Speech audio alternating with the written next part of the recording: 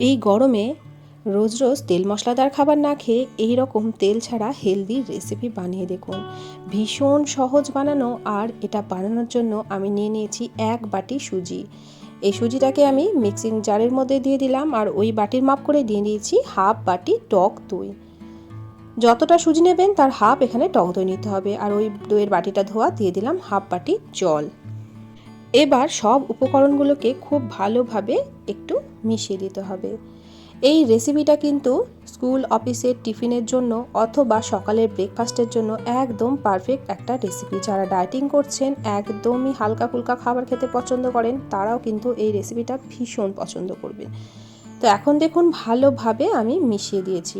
এবার মিক্সার জারের মধ্যে একদম স্মুথ করে এটাকে একটা পেস্ট আমাদেরকে বানিয়ে নিতে হবে। তো এবার আমি একদম স্মুথ একটা পেস্ট বানিয়ে নিয়ে চলে আসছি। এখানে একটা মিক্সিং বাউল নিয়েছি, এর মধ্যে এই পেস্টটাকে আমরা দিয়ে দিচ্ছি। তো এই মিক্সিং জারের মধ্যে যতটুকুনি লেগে আছে ভালো করে চেঁচে পুচে এর মধ্যে দিয়ে দেব, আর এর মধ্যে দেব 2 চামচ মতো জল। যতটুকুনি মিক্সির জারের মধ্যে লেগে আছে তো সবটা ওই জলের মধ্যে দিয়ে এর মধ্যে দিয়ে দিলাম। খুব বেশি কিন্তু এটা পাতলা করা যাবে না, ঘনত্বটা কিন্তু একদমই পাতলা হবে না, আবার খুব বেশি মোটাও হবে না। তো এখন যেহেতু সুজি দেওয়া আছে অনেকটাই ফুলে যাবে, তো এটাকে আমরা 10 মিনিট মতো রেস্টে রেখে দেবো। হাতে খুব কম সময় থাকলে আপনারা 5-7 মিনিট রেস্টে রাখতে পারেন। তো এবার দেখুন বন্ধুরা, প্রায় 10 মিনিট পর আমি ঢাকাটা খুলে দিলাম। এখন কিন্তু এই ব্যাটারের ঘনত্বটা একদম পারফেক্ট হয়ে গেছে। এর মধ্যে কিন্তু আলাদাভাবে আর কোনো জল আমি মেশাবো না। যদি আপনাদের ঘনত্বটা একটু মোটা মনে হয় তাহলে 1-2 চামচ জল দিতে পারেন। এবার এর মধ্যে আমি দিয়ে দিচ্ছি 1 চামচ আদা আর লঙ্কা। আদাটাকে আমি গ্রেট করে নিয়েছি, আর একটা কাঁচা লঙ্কা আমি কুচি কুচি করে কেটে নিয়েছি। তবে আপনারা ঝাল পছন্দ না করলে এখানে দেবেন না। দিয়ে দিলাম স্বাদ অনুযায়ী লবণ। তো এবার আদা, লঙ্কা আর লবণটাকে ভালোভাবে একটু ফেটিয়ে নিচ্ছি।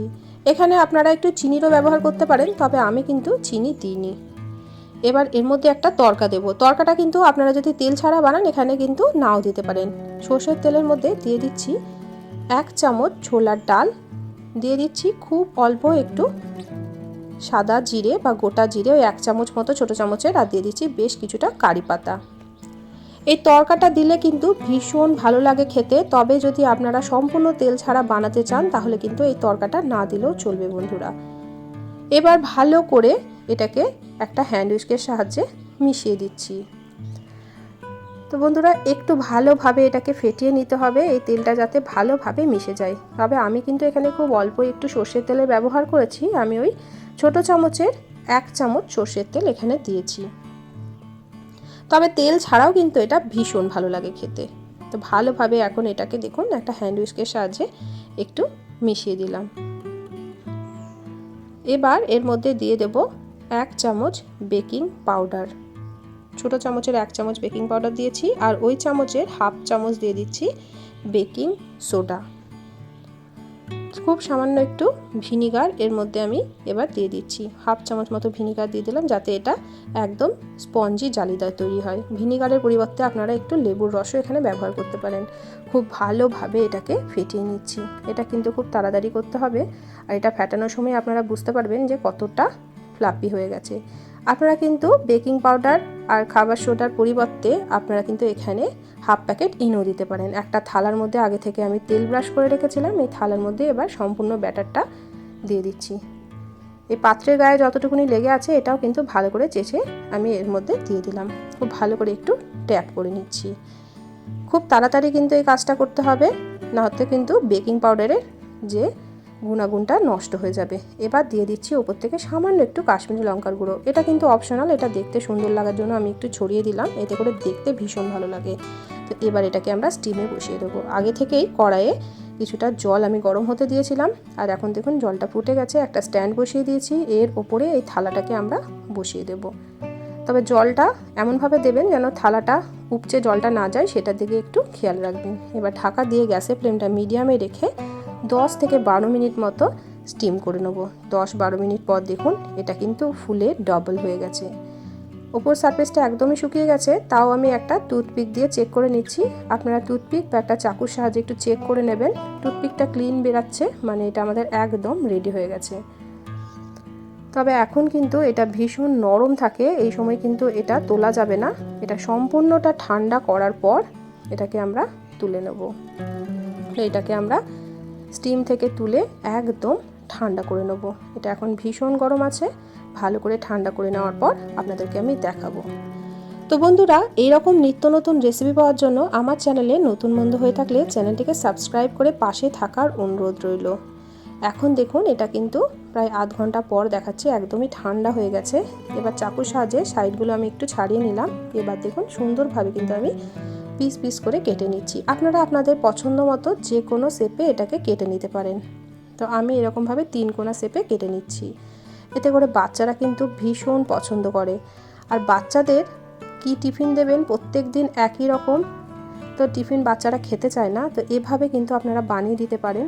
অথবা সকাল সন্ধ্যার টিফিনেও এটা আপনারা বানিয়ে নিতে পারেন। তো একটা স্প্যাচুলার সাহায্যে আমি এইভাবে একটু চাপ দিলাম, দেখুন সুন্দরভাবে কিন্তু উঠে গেল, একটুও কিন্তু লেগে যায়নি, আর একদম কিন্তু নরম তুলতুলে হয়েছে।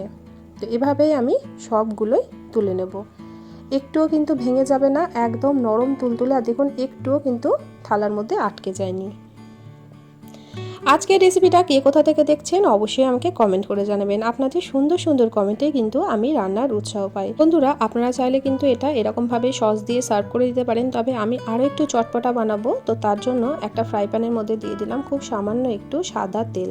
সাদা তেলের পরিবর্তে কিন্তু আপনারা বাটারও এখানে দিতে পারেন। তো তেলটা ভালোভাবে ফ্রাই প্যানের চারিদিকে একটু লাগিয়ে দিলাম। তো এভাবে একটু ফ্রাই প্যানের চারিদিকে একটু তেলটাকে ছড়িয়ে দিতে হবে। এবার এর মধ্যে দিয়ে দিচ্ছি খুব সামান্য একটু কালো সর্ষে, আর দিয়ে দিচ্ছি কয়েকটা কারি পাতা। এতে করে কিন্তু এটা ভীষণ ভালো লাগে খেতে বন্ধুরা। তো এখন কিন্তু তেলটা ভালো করে গরম হয়ে গেছে। এবার একটা একটা করে এই টিফিনগুলো এই তেলের ওপরে আমরা এপিট ওপিট একটু সেঁকে নেব। এতে করে এর কালারটাও ভীষণ ভালো লাগে, আর ওপর দিকটা একদম ক্রিস্পি হয়ে যায়, ভীষণ টেস্টি লাগে বন্ধুরা। তো এবার দেখুন আমি একটা একটা করে দিয়ে এপিট ওপিট এই তেলের মধ্যে একটু সেঁকে নেব। তো আমি দেখুন এভাবে উল্টে পাল্টে দিচ্ছি। তো এভাবে খুব বেশিক্ষণ নয়, 2-3 মিনিটের জন্য একটু গ্যাসের ফ্লেমটা লো করে এপিট ওপিট সেঁকে নিলেই কিন্তু এটা আমাদের তৈরি হয়ে যাবে। তো বন্ধুরা, এই রেসিপিগুলো যদি আপনাদের ভালো লেগে থাকে প্রিয়জনদের সঙ্গে শেয়ার করতে কিন্তু ভুলবেন না। আপনাদের একটা শেয়ার আমাকে কিন্তু অনেক দূর এগিয়ে যেতে সাহায্য করবে। তো এখন দেখুন আমি এভাবে একটু উল্টে দিলাম, আর দেখুন কত সুন্দর একটা কালার হয়ে গেছে। তো এভাবে উল্টে পাল্টে আমি সবগুলোকে তুলে নেব।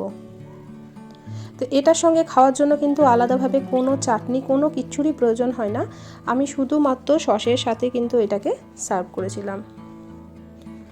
আপনারা এভাবে একবার হলেও বানিয়ে দেখবেন, আর আমাকে কিন্তু কমেন্ট করে জানাতে ভুলবেন না আপনাদের এই রেসিপিটা কেমন লাগলো। তো এভাবেই সবগুলোকে একটু উল্টে পাল্টে নিয়েছি। তো একসঙ্গে সবগুলো আটেনি, পরের ব্যাচেও আরও 3টে ছিল, তো সেগুলোকেও আমি এভাবে একটু উল্টে পাল্টে এরকম করে নিয়েছিলাম কালার।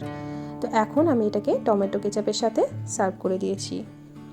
আর দেখুন কতটা দুর্দান্ত লাগছে, একদম কিন্তু নরম তুলতুলে, যেটা মুখে দিলেই মিলিয়ে যাবে। তো বন্ধুরা, কেমন লাগলো আজকের রেসিপি অবশ্যই কমেন্ট করে জানাবেন।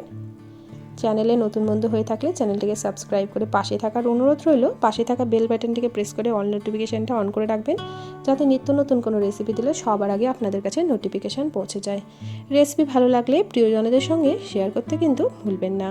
আজকের মতো আসি, দেখা হবে অন্য দিন অন্য একটা রেসিপির সাথে। সবাই ভালো থাকবেন, সুস্থ থাকবেন, সাবধানে থাকবেন। রেসিপিটি দেখার জন্য অসংখ্য ধন্যবাদ।